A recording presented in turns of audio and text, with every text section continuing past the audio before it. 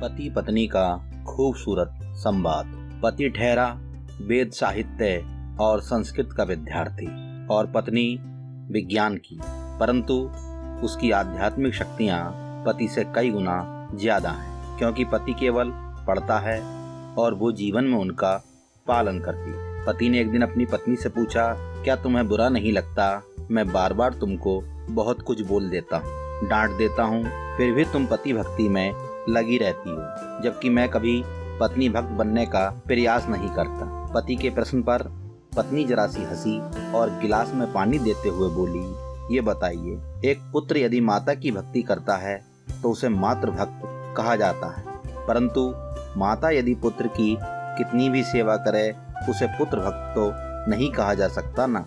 पति सोच रहा था, आज फिर से ये मुझे निरुत्तर कर देगी।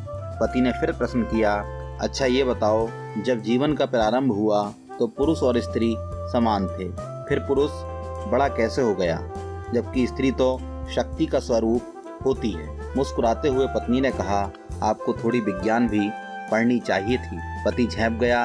तब पत्नी ने कहना प्रारंभ किया, दुनिया मात्र दो वस्तुओं से निर्मित है, ऊर्जा और पदार्थ। पुरुष ऊर्जा का प्रतीक है और स्त्री पदार्थ की। पदार्थ को यदि विकसित होना हो तो वह ऊर्जा का आधान करता है, ना कि ऊर्जा पदार्थ का। ठीक इसी प्रकार जब एक स्त्री एक पुरुष का आधान करती है तो शक्ति स्वरूप हो जाती है और आने वाली पीढ़ियों अर्थात अपनी संतानों के लिए प्रथम पूज्या हो जाती है, क्योंकि वे पदार्थ और ऊर्जा दोनों की स्वामिनी होती है, जबकि पुरुष मात्र ऊर्जा का ही अंश रह जाता है।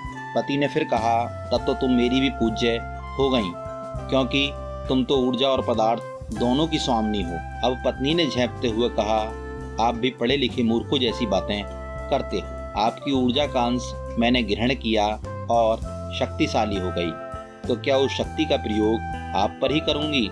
ये तो कृतज्ञता हो जाएगी। पति ने कहा, मैं तो तुम पर शक्ति का प्रयोग करता हूँ, फिर तुम क्यों नहीं?